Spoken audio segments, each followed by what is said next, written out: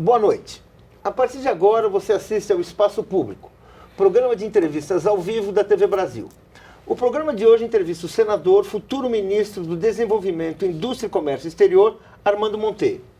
Você pode participar do programa através das redes sociais. O endereço para enviar perguntas e comentários está aí em sua tela. Para participar da conversa de hoje em nossos estúdios, nós convidamos Vicente Nunes, editor de economia do jornal Correio Brasiliense. Está aqui conosco, como sempre, o jornalista Florestan Fernandes Júnior. Eu sou Paulo Moreira Leite, apresentador e âncora do Espaço Público. Boa noite, ministro. Boa noite, Paulo. Boa noite, Florestan. Boa noite, Vicente. Boa noite. Bem, eu gostaria de fazer uma pergunta. O senhor é um homem de indústria, embora sua família até tenha um banco também. Eu queria imaginar se o senhor tivesse, assim, 30 anos de idade e fosse começar, assim, um negócio, fosse pegar suas economias. Neste momento em que a indústria está meio assim, parada, até às vezes recuando, né? Em que os juros sobem a cada reunião do Copom. O senhor continua sendo homem de indústria ou o senhor colocar suas economias em títulos do governo? Como é que seria aí? Olha, como eu vivi nos anos 70 ainda, uma conjuntura de maior instabilidade, ou seja, eu fui formado num ambiente em que, à época, o Brasil vivia tempos de instabilidade, de relativo descontrole inflacionário, e ainda assim a aposta que fizemos, eu digo nós, a minha família, foi realmente a área em empreender no setor industrial, basicamente agroindustrial. E eu acho que o Brasil é um país que oferece oportunidades ainda extraordinárias. Quem tem o mercado interno que nós temos, uma imensa energia empreendedora. Eu acho que há muitas oportunidades no Brasil. E, evidentemente, há também muito o que fazer para se criar um melhor ambiente de operação para as empresas. Mas eu diria o seguinte, o Brasil ainda é uma grande aposta. Tá bom. Bem, antes de prosseguir a entrevista, vamos conhecer um pouco mais sobre o senador Armando Monteiro.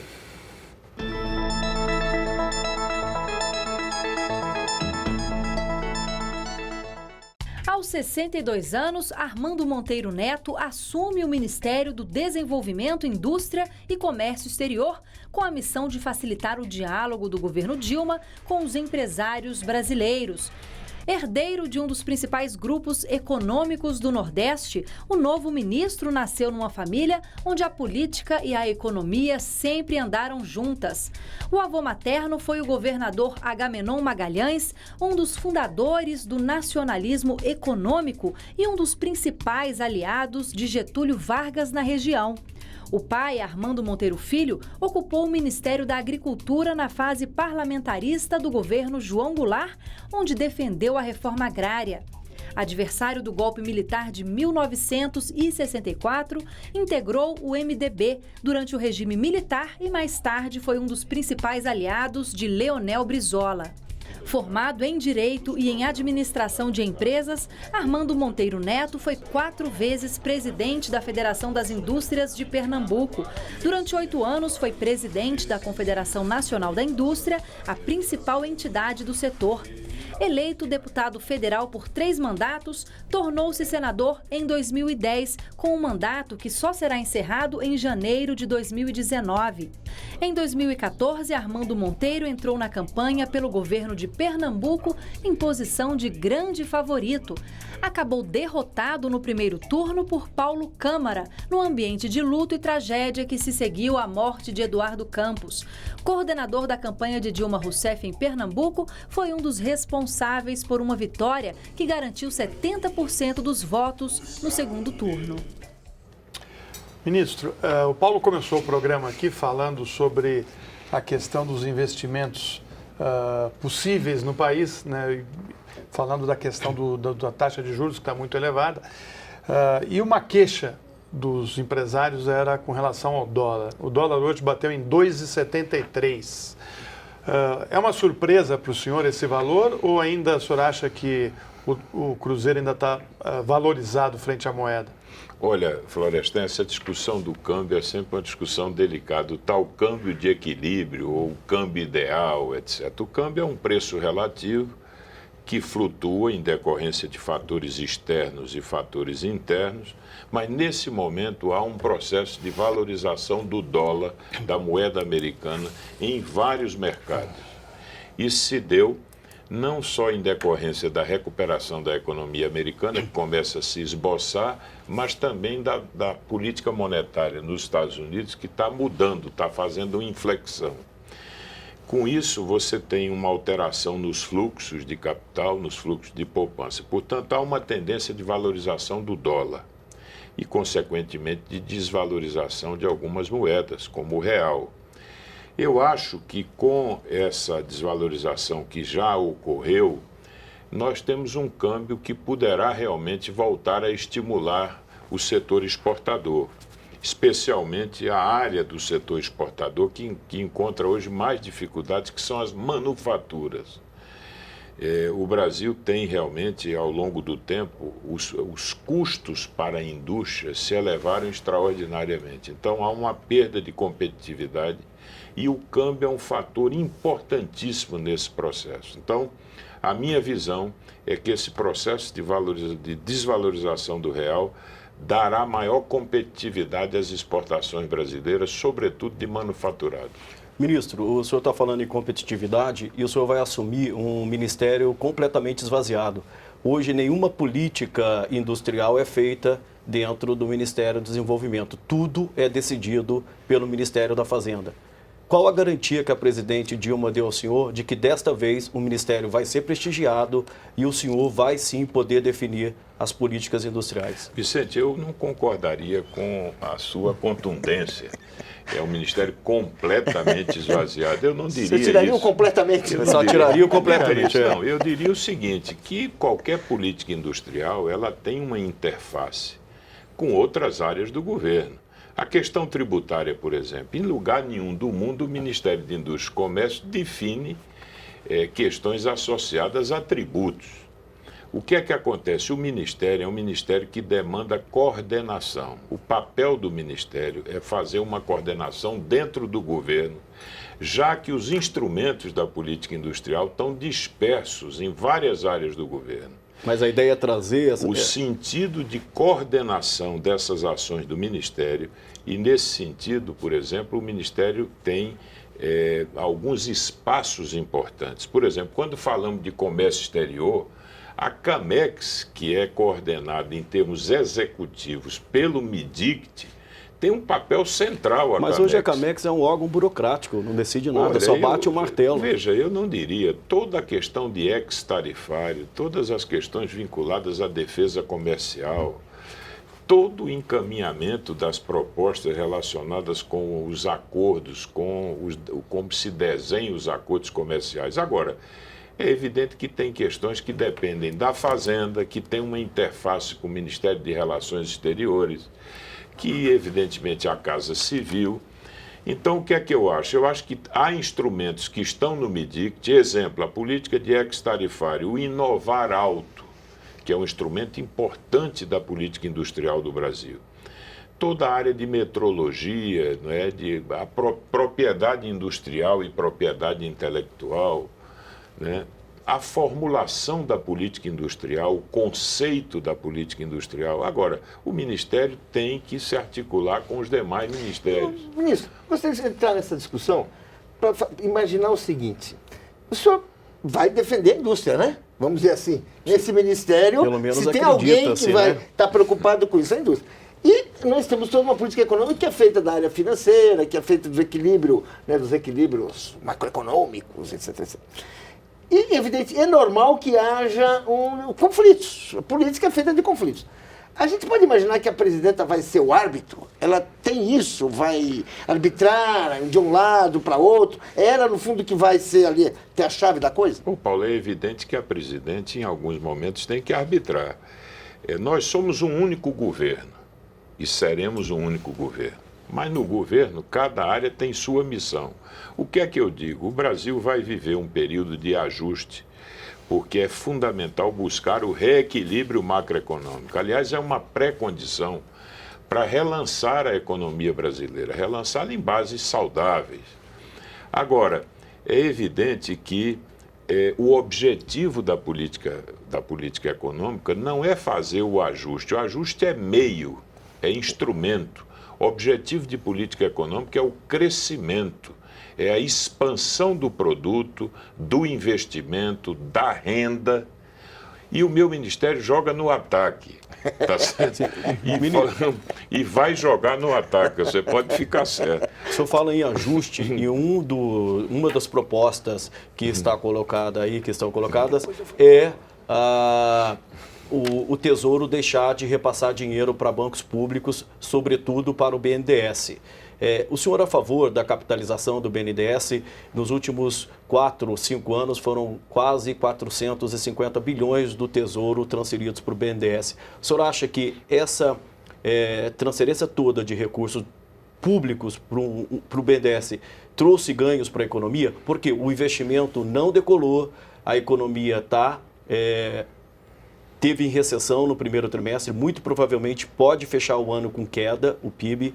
Como é que o senhor avalia isso? Olha, esse custo valeu? Eu acho que no Brasil há um problema que nós temos que reconhecer. Nós não conseguimos ainda estruturar fontes de financiamento de prazo longo para financiar o investimento.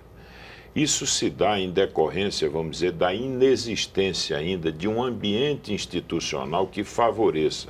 Ou seja, como canalizar a poupança para o sistema privado, o sistema bancário privado, de modo a que você possa criar um processo que fortaleça a perspectiva de estruturar o mercado de capitais e de financiamento de prazo longo no Brasil. Inexistindo esse ambiente, o Banco de Fomento, o BNDES, é sobrecarregado, porque toda a demanda de financiamento de prazo mais longo teve que ser atendida pelo BNDES. E o funding do banco, ou seja, aqueles recursos que estão vinculados ao banco, como o FAT, esses recursos não eram suficientes para atender essa demanda. Então, o que é que ocorreu? O Tesouro promoveu esses aportes. Há uma discussão, Vicente, eu tenho que reconhecer, para saber se isso passou um pouco da medida ou não, se isso foi determinante, se isso produziu o impacto necessário, o esperado. Há uma discussão. Agora, eu devo dizer... Pelo menos o PIB não mostra isso. Eu devo dizer o seguinte, não fosse isso, nós teríamos seguramente uma situação pior. A sustentação da taxa de investimento em torno de 17% do PIB, que é baixo, reconhecidamente, eu tenho a impressão que não fosse os orçamentos robustos do BNDES, seguramente essa taxa teria caído a um nível aí mais baixo ainda. Portanto... Ministro, mas boa parte desse dinheiro foi para foram para as empresas que o governo elegeu como campeãs nacionais. Você canalizou dinheiro público, dinheiro do Tesouro Nacional para grupos específicos e o investimento não decolou. Ou seja, o dinheiro foi mal aplicado, não foi? Ô Vicente, embora sendo grandes players, o investimento, as grandes empresas também promovem o investimento e elas atuam em cadeias produtivas. Por exemplo, o setor automotivo, escolher um setor como o automotivo, ele tem um peso na atividade do setor industrial muito grande. Ou seja, não é porque a empresa é grande, a meu ver, é que eu acho que deveríamos ter, sim, e eu concordo com você, era preciso ter tido um olhar sobre a média empresa industrial brasileira. E acho que a recuperação da indústria dependerá muito da capacidade, por exemplo, de que se melhore a produtividade da indústria de transformação no seu conjunto. Por exemplo, há um estudo, e uma das linhas que nós estamos anunciando para esse nosso trabalho no Ministério, há um estudo que aponta que o Parque Fabril brasileiro tem equipamentos que, em média, com idade média de 20 anos. Como podemos pensar em ganhos de produtividade maiores se nós temos equipamentos já de... Ministro, gostaria de chamar uma pergunta de um sindicalista, para entrar aqui com outro ponto de vista aqui na nossa conversa. Perfeito. Nós ouvimos o presidente da Federação dos Trabalhadores das Indústrias Químicas e Farmacêuticas do Estado de São Paulo e primeiro secretário-geral da Força Sindical, Sérgio Luiz Leite, o Serginho. Vamos ouvir a pergunta. Ministro Armando Monteiro, como o senhor ministro sabe, somos contrários à sua proposta, enquanto senador, para a regulamentação da terceirização, que libera geral esse mecanismo que, ao nosso ver, precariza relações de trabalho, diminui o direito dos trabalhadores e, logicamente, prejudicando todos nós. Agora, na qualidade de ministro, dentro de um partido que governa, que é o Partido dos Trabalhadores, o senhor mantém essa mesma posição relacionada à terceirização? Olha, Sérgio, eu queria esclarecer que a terceirização não foi criada por uma proposta legislativa. A terceirização é uma realidade do mercado. Ela é fruto de um processo que ocorreu no mundo inteiro, de certa fragmentação do conhecimento e da tendência de você buscar especializações ao longo do processo produtivo.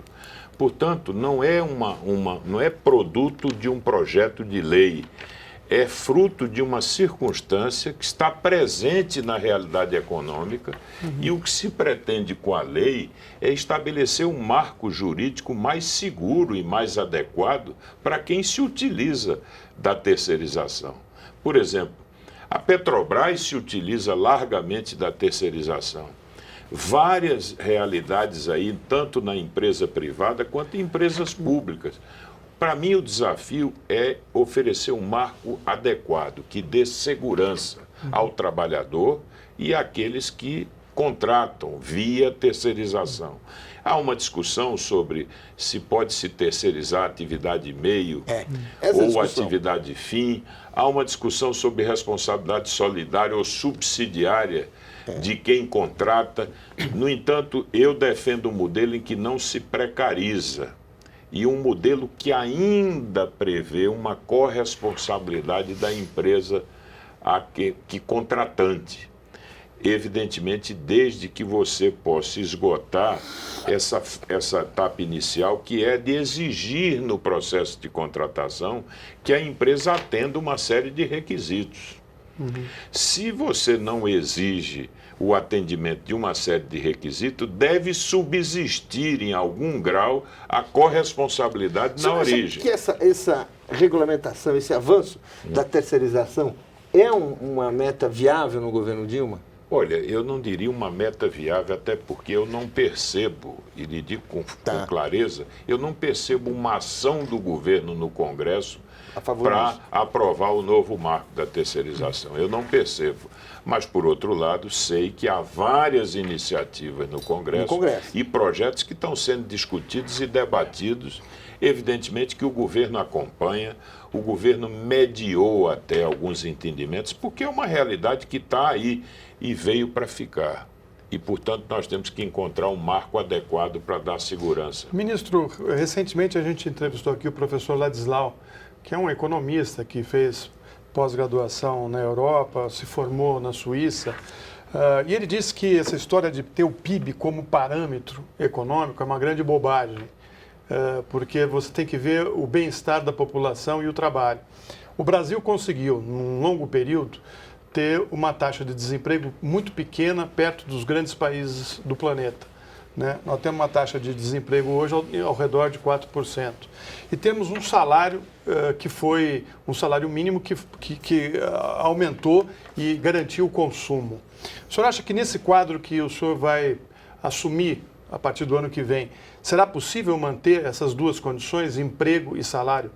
Olha, eu acho que deve-se buscar, evidentemente, manter aquilo que é fundamental no ambiente econômico, que é sustentar o emprego e garantir, pelo menos, a manutenção da renda real do trabalhador.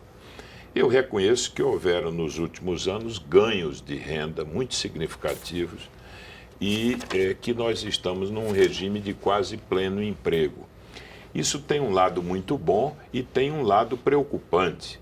É que agora os ganhos de produtividade decorrerão não da incorporação de novos contingentes à força de trabalho, mas ao fato de que precisaríamos fazer uma mão de obra cada vez mais produtiva, já que não há um contingente maior a ser incorporado. Isso demanda treinamento, qualificação do nosso capital humano. Isso é fundamental para a manutenção e para dar sustentabilidade a essa política salarial no futuro. Há um ponto preocupante, Florestan, há um descompasso entre a elevação dos custos laborais no Brasil e o aumento da produtividade. Se esse descompasso, se essa situação se agravar, nós vamos para um quadro em que a indústria vai perdendo competitividade. Essa elevação relativa, até certo ponto, ela se justifica porque está distribuindo renda quando a gente faz isso, né? Você passa a ganhar, né? Quer dizer, Veja. Se justificou até um certo ponto. Justifica, mas como a indústria, veja, há setores que são naturalmente protegidos, como o setor de serviços. Tá. Você não sofre a concorrência externa na área de serviço. É o que os economistas chamam de bens não comercializáveis. Você não, O você não no importa a trade cabeleireira, você não importa... Mas a indústria está exposta duplamente. Quando ela exporta, se ela não tiver custo, ela não exporta. E ela também hoje está perdendo espaço no mercado interno, a nossa indústria, para a importação. E como é que protege essa indústria? Como é que defende? Como é que o senhor medeira? Porque antes se falava em protecionismo. O senhor é a favor disso? Não. Eu acho o seguinte, o conceito da política industrial, essa é uma linha central da nossa atuação. Política industrial, para mim, não é pactuar com a ineficiência nem reclamar proteção. Essa é a velha política. A política industrial nova é uma aliança que se faz entre o setor privado e o setor público para elevar a produtividade. Isso significa reduzir custos sistêmicos e melhorar a produtividade. Impostos, por Isso exemplo. envolve uma série de questões. Envolve, por exemplo, a necessidade de melhorar a qualidade do capital humano via educação, infraestrutura de melhor qualidade, custos logísticos menores, né? Um ambiente tributário que seja mais funcional para a economia, menos burocracia, marcos regulatórios mais adequados, um ambiente regulatório melhor, simplificação, facilitação. Ministro, gostaria de fazer uma pergunta. É uma agenda, Florestan, densa, eu reconheço. Eu gostaria de fazer uma pergunta que veio pela internet, do Joaquim Neto, ele mandou pelo Twitter. Ele coloca uma outra questão. Ele coloca o seguinte: o sucateamento atual da indústria paulista, diferente das lamentações, não tem um nascedouro na falta de ousadia do próprio empresariado para investir? Olha, eu acho que você tem aí dificuldades. Por exemplo, nem sempre o empresário de médio e pequeno tem acesso a linhas de financiamento. Então, o empresário vive, vamos dizer, com uma dificuldade que é a de reinvestir os resultados, quando os resultados existem, e navegar em meio às dificuldades, tentando, às vezes, preservar o capital de giro, porque sem o capital de giro, ele é conduzido a uma situação. Há muitos empresários que colocaram os resultados no novo investimento e ficaram sem giro para operar. E aí você condena a empresa. Em suma, no mundo real, essas questões têm, evidentemente, nuances. Depende do setor. Depende se é um setor mais ou menos exposto à concorrência externa. Né? Depende do grau de atualização tecnológica do setor. Há setores que se modernizaram no Brasil, bastante. O setor, por exemplo, algumas áreas do setor de bens de capital, a indústria química, em grande medida. Mas, ministro, no geral, o que a gente vê é uma indústria no limite. Há 37 meses, segundo o IBGE, a indústria está demitindo.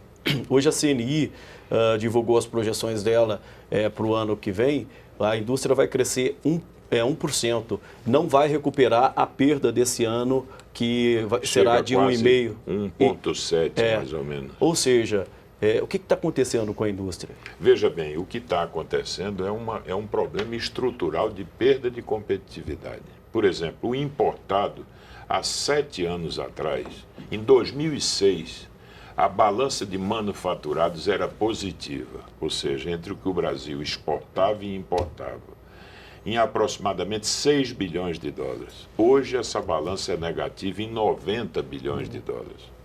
O que significa dizer que houve uma perda de competitividade, o produto importado passou a ter uma penetração grande E isso em detrimento da produção nacional. E nada foi feito para proteger a indústria? Nada eu não diria. Esses fatores estruturais que nós referimos, nós temos no Brasil um sistema educacional que não é o sistema que favoreça muito a questão da qualificação, em que pese a atuação e os esforços. Mas, ministro, o senhor está falando em qualificação. São Paulo, que é o estado mais rico economicamente do país, que teria os quadros mais preparados, nos últimos 10 anos perdeu 7% do seu PIB. Né? É um estado que perdeu cerca de 30% das suas indústrias nos últimos 10 anos. Se você comparar com a região Nordeste, São Paulo está numa descendente e o Nordeste numa ascendente. Como é que o senhor explica isso? Me perdoe, São Paulo não perdeu 7% do PIB. Não, São Paulo perdeu posição relativa na formação do PIB do país. Isso é algo que é bom, não é? Que traduz um movimento bom desconcentração de renda. Desconcentração da indústria. Você conhece bem, Florestano, o que é que representava há 15 anos atrás Goiás em termos industriais e o que representa hoje? Então você tem uma realidade nova, a indústria migrou. Há regiões industriais novas no Centro-Oeste, e Goiás é um belo exemplo. E há também no Nordeste um processo, ainda que mais retardado, mas de industrialização. Então São Paulo perdeu posição relativa, mas não teve redução do PIB em valores absolutos.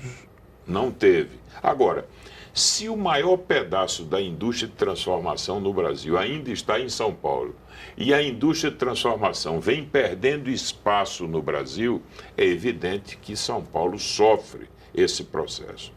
Agora, eu queria retomar, Vicente, essa agenda.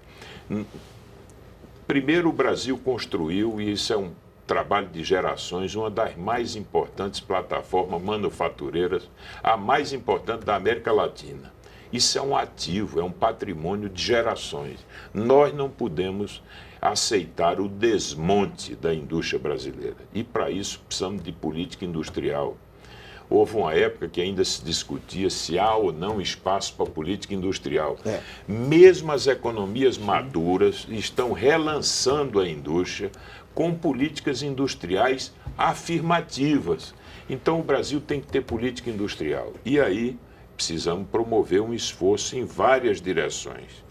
Precisamos atuar para melhorar o ambiente tributário, para renovar o parque fabril, sobretudo olhando a média empresa industrial brasileira, buscando, por exemplo, ganhos na área de inovação. Os ganhos de produtividade dependerão da capacidade de inovar processos, inovar produtos. E aí, por exemplo, está na nossa plataforma, os instrumentos de fomento à inovação precisam ser revistos. Uma empresa que não está na opção de pagar o lucro real, pelo regime de lucro real, não tem acesso ao mecanismo de fomento.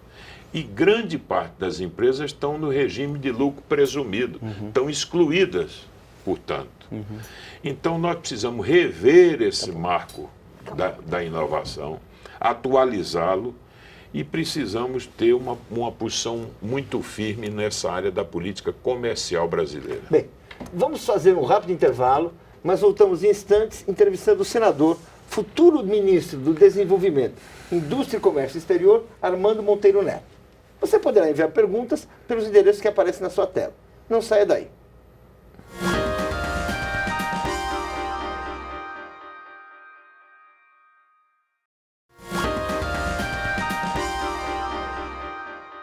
O Espaço Público está de volta e hoje conversa com o senador, futuro ministro do Desenvolvimento, Indústria e Comércio Exterior, Armando Monteiro Neto. Eu gostaria de começar essa segunda parte do nosso programa com uma entrevista, com uma pergunta enviada por Oscarlinda Kruger, que mandou a pergunta pelo Facebook. Ela pergunta: como o governo pretende dialogar com aqueles setores industriais que receberam desonerações e não responderam com aumento de empregos e permaneceram retraídos, inclusive provocando demissões?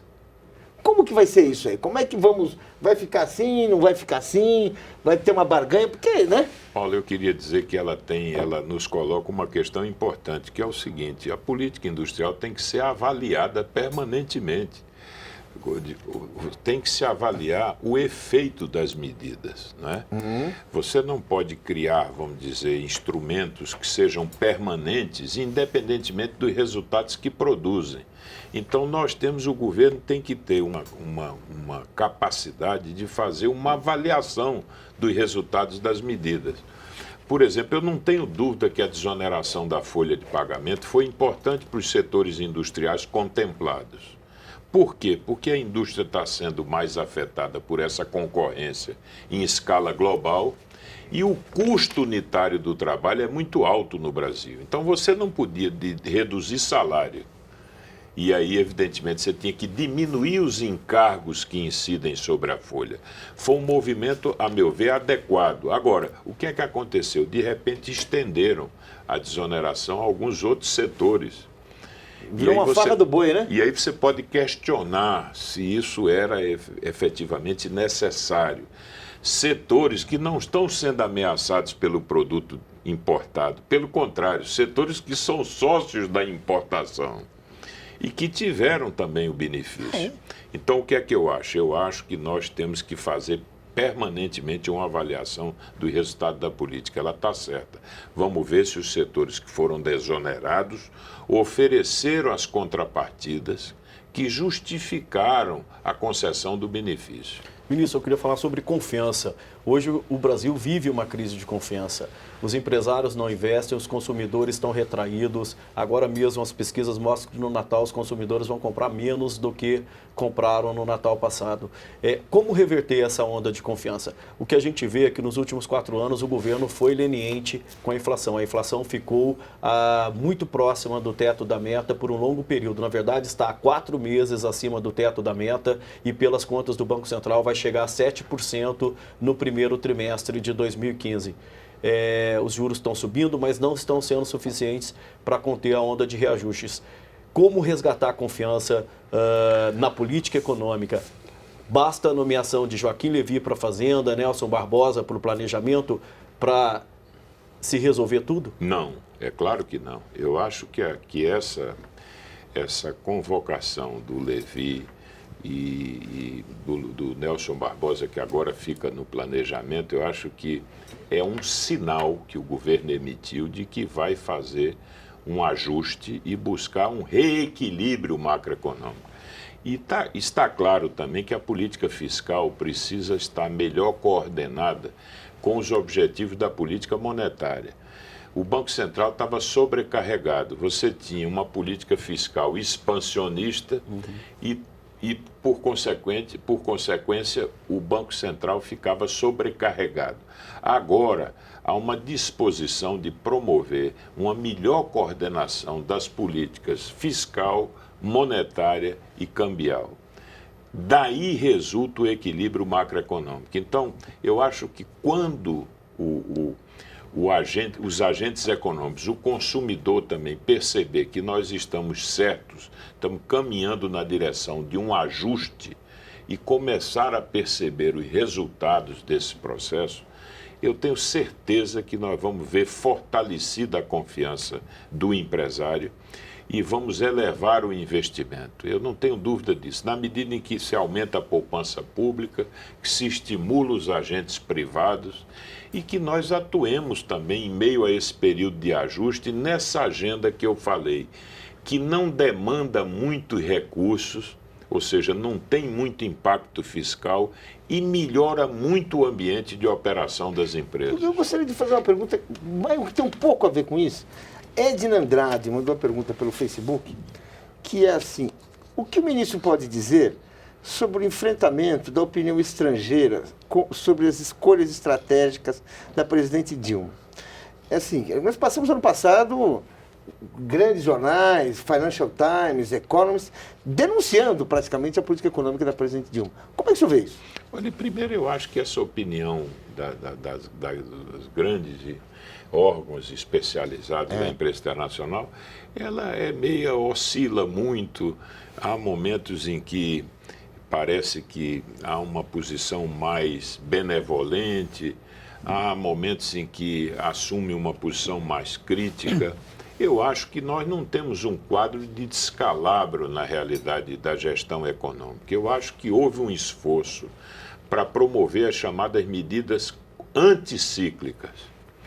E aí podemos discutir como foram calibradas, qual foi a medida delas, mas houve um grande esforço para reanimar a atividade E foi bem econômica. sucedido, né? Foi muito bem sucedido em 2010, 2010. né? Tivemos um resultado expressivo. E aí é que houve talvez o problema, é que nós replicamos algumas medidas que naquele momento produziram efeitos importantes e que talvez já não se revelassem tão efetivas nesse novo cenário. Porque o modelo foi de estímulo ao consumo e não de estímulo ao investimento. É verdade, porque você estava combinando um processo ainda de elevação da renda, num regime quase de pleno emprego e de expansão do crédito, ainda havia espaço para expandir o crédito, e o governo foi por esse caminho. Então eu acho o seguinte, que nós temos agora que promover um ajuste, corrigir um pouco essas questões, e eu não tenho dúvida nenhuma que o Brasil tem ainda condições muito favoráveis. Não temos um endividamento num nível, vamos dizer, que seja um nível dramático. Temos reservas internacionais que nos oferecem um colchão de liquidez bastante razoável.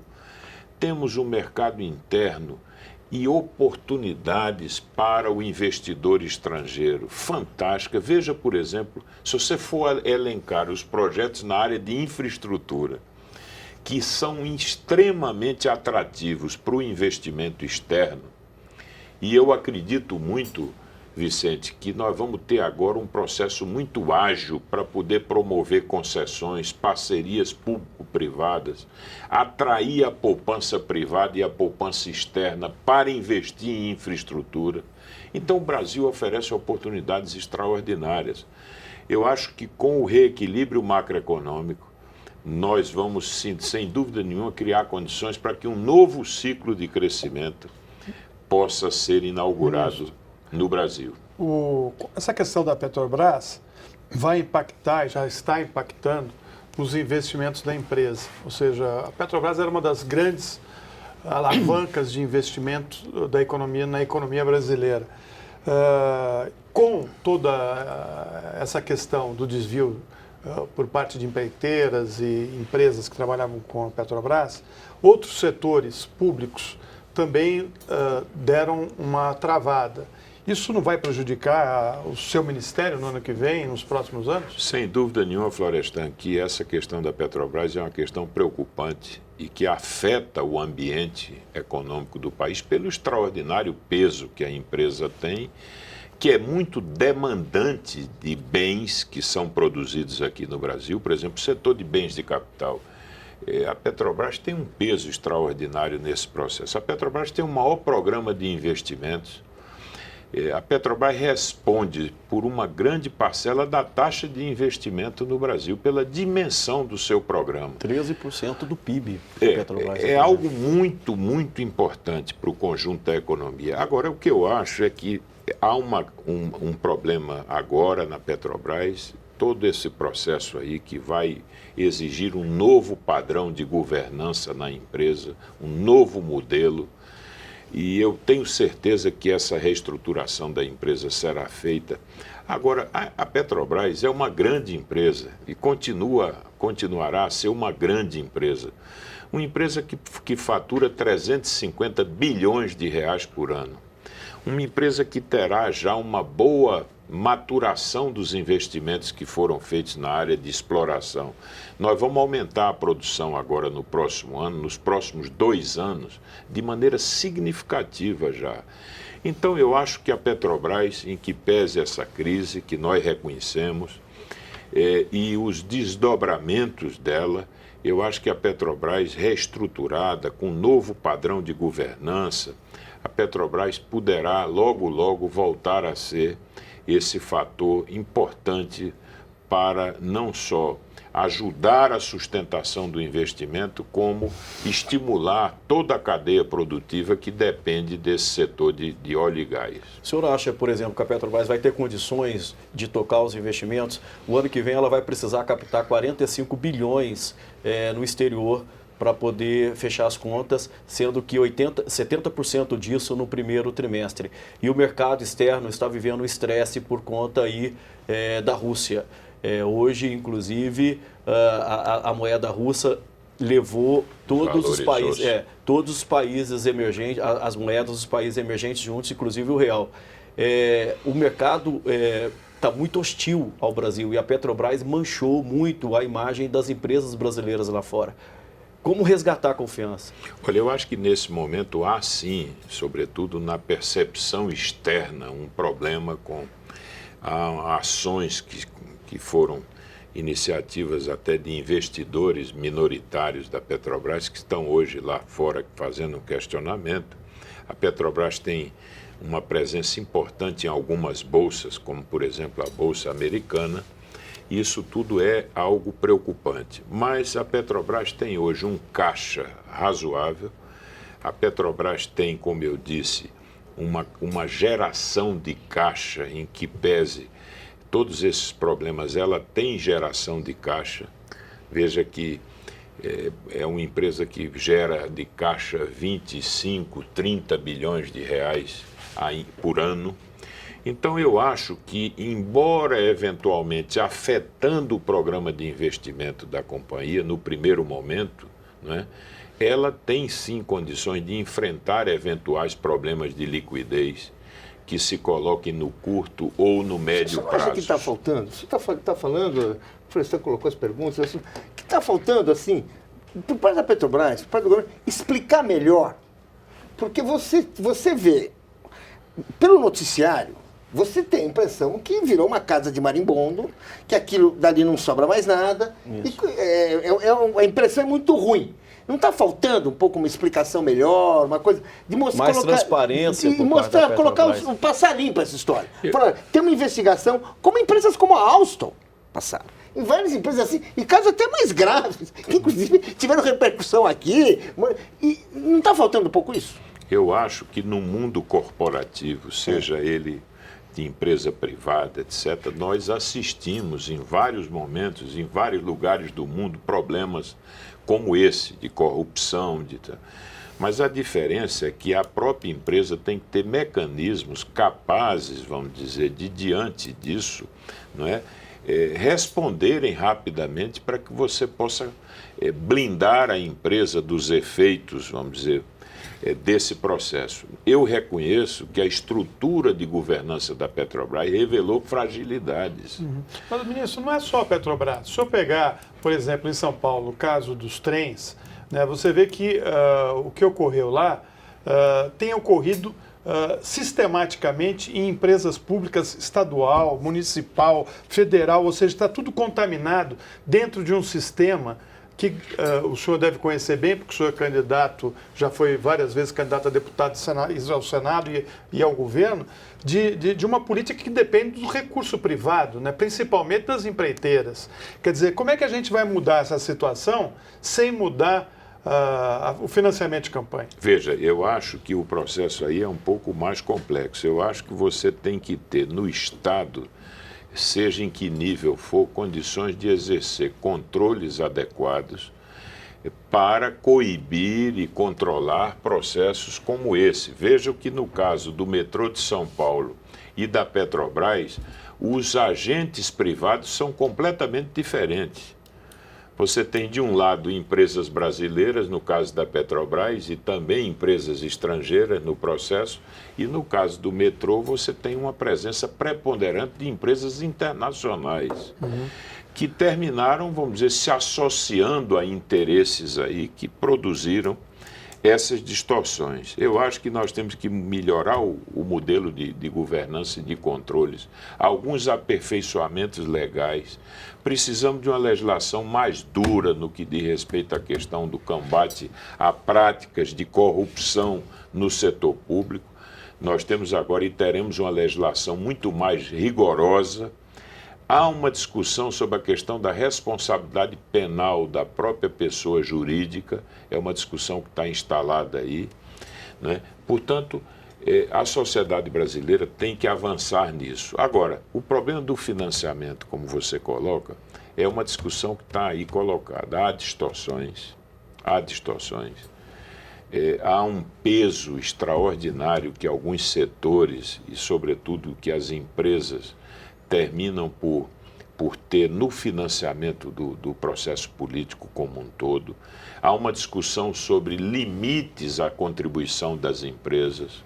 O senhor é a favor da contribuição das empresas? Eu sou a favor porque eu acho que se você vedar completamente o financiamento das empresas, você termina por reestimular práticas de caixa 2 e etc.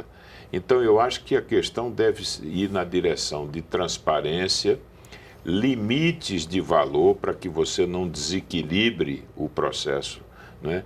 E, evidentemente, estimular a presença da pessoa física no financiamento, que eu acho que é algo mais saudável. Nós temos um Carlos Eduardo Abijalbi, diretor de desenvolvimento industrial da CNI, Confederação Nacional da Indústria. Ele nos enviou uma pergunta, vamos ouvir. Vamos lá. Como é que o senhor vê uma estratégia que seria possível implantar no Brasil para que as indústrias brasileiras pudessem participar mais das cadeias globais de valor? Este é um tema hoje tão importante e tão necessário para que as nossas empresas sejam competitivas e estejam realmente inseridas no mercado mundial. Olha, Carlos, eu acho que essa questão é uma questão fundamental. Quer dizer, se a indústria brasileira não tiver inserida nessas cadeias globais de valor, ela não terá futuro. Porque as plataformas industriais hoje, elas têm que estar integradas no mundo. E para isso a gente precisa ter uma política industrial que, ao final, estimule esse processo. Isso só se dará se a gente tiver custos de produção mais baixos no Brasil e maior eficiência nos processos produtivos. E ter uma política que estimule também mais pesquisa e desenvolvimento no Brasil, mais inovação. Por exemplo, toda a política de incentivos hoje ao setor automobilístico exige contrapartidas no que diz respeito à pesquisa e desenvolvimento no país. A Fiat está se implantando no meu estado e está prevista um centro de pesquisa e desenvolvimento em Pernambuco. E o desenvolvimento de uma área de engenharia que vai virar um centro global da Fiat.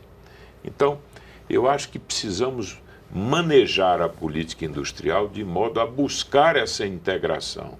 E os acordos comerciais, que são instrumentos muito importantes para que você favoreça esse processo de integração.